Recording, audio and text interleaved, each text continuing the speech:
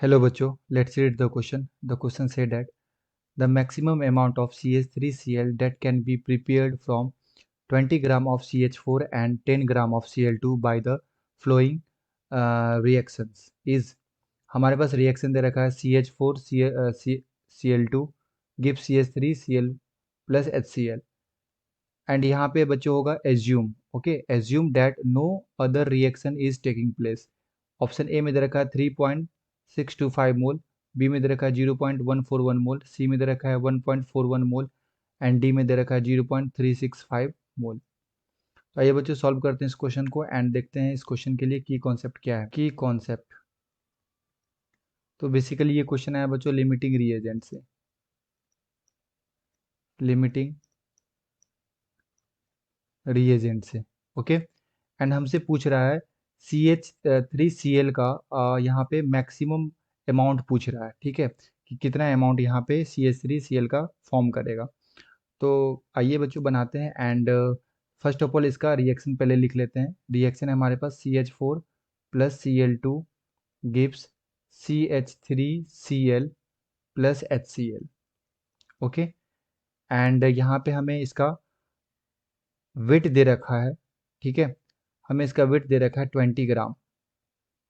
20 ग्राम दे रखा है हमारे पास CH4 एंड 10 ग्राम दे रखा है हमारे पास Cl2।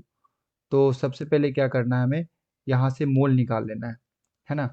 मोल निकाल लो मीथेन का। तो ये हो गया गिवन वेट 20 और डिवाइडेड बाय मॉलिक्यूलर वेट। तो मॉलिक्यूलर वेट कितना आ जाएगा बच्चों 16। 12 होता है कार्बन का एंड 4 होगा यहाँ पे हाइड्रोजन का।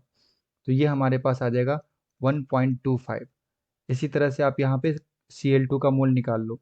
ठीक है, तो ये हमारे पास गिवन वेट है 10 ग्राम एंड इसका जो मॉलिक्यूलर वेट होगा ये कितना आ जाएगा 71। एक क्लोरीन का होता है 35.5, यहाँ पे 2 है तो आपको 2 से मल्टीप्लाई करना पड़ेगा। तो ये आ जाएगा हमारे पास 0.14। ओके, अब बेसिकली क्या है कि t इक्वल टू 0 पे हमारे पास मोल आ गया, मतलब इनिशियली। तो CH4 का कितना मोल है 1.25, Cl2 का कितना है 0.14, CH3Cl का कितना फॉर्म करेगा 0, HCl का कितना फॉर्म करेगा 0। t इक्वल टू टी पे क्या होगा 1.25 में से x डिसोसिएट करेगा।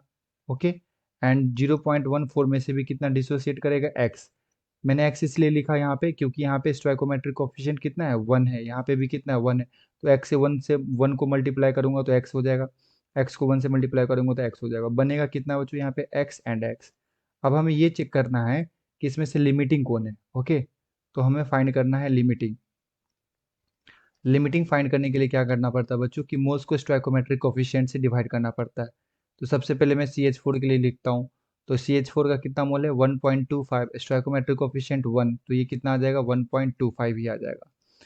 अब मैं निकालता हूँ Cl2 के लिए। तो Cl2 के लिए जो मोल होगा हमारे पास वो कितना है 0.14 और स्टोइकोमेट्रिक कोफिशिएंट 1, तो यहाँ से कितना आएगा 0.14 ही आ जाएगा। तो आप ये देखो कि यहाँ पे कितना आ रहा है 1.25 और यहाँ पे कितना आ रहा है 0.14। तो इसमें से सबसे छोटा वैल्यू कौन सा है Cl2 का है 0.14। दैट इज कि Cl2 जो है ये हमारा लिमिटिंग है और इसका अमाउंट क्या हो जाएगा पूरा कंज्यूम हो जाएगा रिएक्शन में एंड ये जब जैसे ये खत्म हो जाएगा रिएक्शन हमारा रुक जाएगा। ओके, तो जो भी हमारा लिमिटिंग होता है उसे हम लोग 0 के इक्वल करके x का वैल्यू निकालते हैं। तो बेसिकली हमारे पास लिमिटिंग कौन था Cl2 और इसके कितने मोल है हमारे पास 0.14 minus x is equal to 0। So यहाँ से मैं लिख सकता हूँ 0.14 इज इक्वल टू एक्स।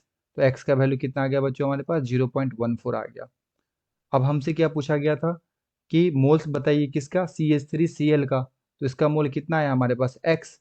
तो यानी कि जो इसका वैल्यू आएगा बच्चों वो कितना आएगा 0.14 मोल आएगा, क्योंकि अभी हम लोगों ने x निकाला था। तो x का वैल्यू कितना आया था 0.14। ओके, सो अब यहाँ से आप ऑप्शंस को चेक कर लो। तो यहाँ पे ऑप्शन में दे रखा है बच्चों आप ऑप्शन नंबर बी में दे रखा है यहाँ पे 0.14 मोल। Okay, so the correct answer is option number B. I hope you will be understood it well. Best of luck. Thank you.